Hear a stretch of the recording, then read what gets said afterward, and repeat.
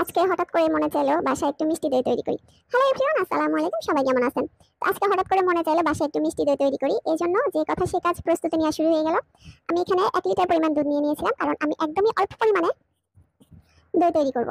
এজন্য আমি কিন্তু দুধের পরিমাণটা কম নিয়েছি। আমি এখানে 1 কেজি পরিমাণ দুধ নিয়ে নিয়েছি, আর আমি কিন্তু দুধের সাথে কোনো ধরনের পানি অ্যাড করি নাই। পানি অ্যাড না করে আমি 1 কেজি পরিমাণ দুধ জাল করে দেখেন অনেকটা কমিয়ে ফেলেছি, প্রায় অর্ধেক শুকিয়ে ফেলেছি। আমি এটার সাথে কোনো গুঁড়ো দুধ অ্যাড করব না, বা আমি এটাতে কোনো পানি অ্যাড করি নাই। 1 লিটার পরিমাণ দুধ আমি জাল করে অর্ধেক করে নিয়েছি, এবং এখানে আমি যেহেতু আমি মিষ্টি দই তৈরি করব, এজন্য পরিমাণ মতো চিনি নিয়ে নিয়েছি। আমি যে পরিমাণ মিষ্টি খাবো, আমি আমার মিষ্টি খাওয়ার অনুযায়ী পরিমাণ মতো চিনি অ্যাড করেছি। আপনারা যে যেমন মিষ্টি খান ওই রকম ভাবে চিনিটা অ্যাড করবেন। দেখেন আমার কিন্তু দুধটা গরম হয়ে গেছে, ঠিক মতো একদম পারফেক্ট ভাবে জাল করা হয়ে গেছে। যেহেতু আমি একটু মিষ্টি দই তৈরি করবো, এজন্য আমি জাস্ট একটু কালার করবো, হালকা একটু কালার করবো। আমি সাদা দই করবো না।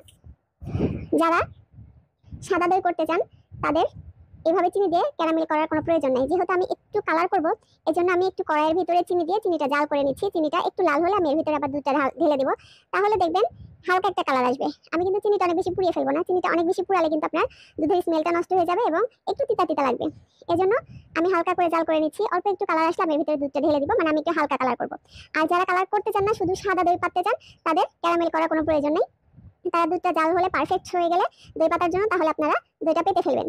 আর আমি এর আগে সাদা দই তৈরি করেছি, এটা রেসিপি আমার পেজে আছে। তো আমি আজকে একটু কালার করবো, হালকা একটু কালার করবো। যেহেতু মিষ্টি দই তৈরি করবো, তো মিষ্টি দইটা একটু কালার করলেই ভালো হয়। আমি এর আগে একটু টক দই তৈরি করেছিলাম, এবং সেটা দুধ আর গুঁড়া দুধ মিক্স করে। আর আজকে আমি শুধুমাত্র দুধ দিয়ে তৈরি করবো, শুধু গরুর দুধ, এখানে কোনো কিছু অ্যাড করা নাই। দেখেন আমি কিন্তু ক্যারামেলটা তৈরি করে এর ভিতরে দুধটা ঢেলে দিয়েছি।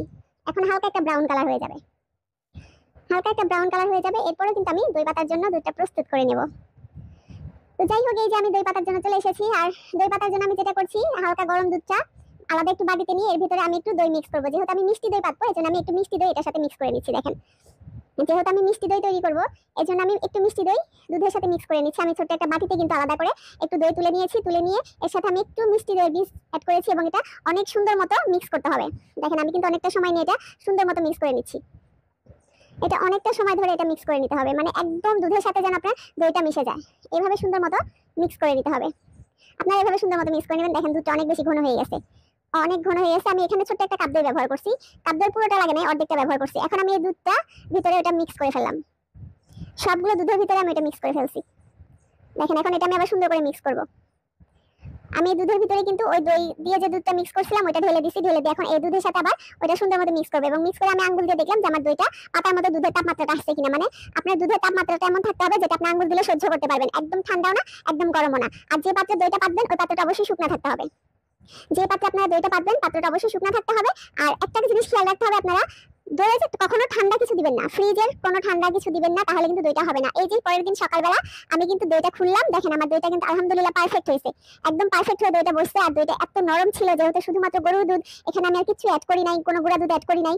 দইটা কিন্তু আলহামদুলিল্লাহ একদম পারফেক্ট ছিল। আমি সকালবেলায় চলে আসছি খুলতে, আর যেহেতু আমি চামিচ নিয়ে আসছিলাম না, আবার রান্নাঘরে গিয়ে চামিচ নিয়ে আসলাম। আর দইটা কিন্তু একদম সফট হয়েছে, নরম হয়েছে। আপনারা কিন্তু বাসায় এভাবে দই বানিয়ে খেয়ে দেখবেন, অনেক মজা ছিল, অনেক মজা ছিল।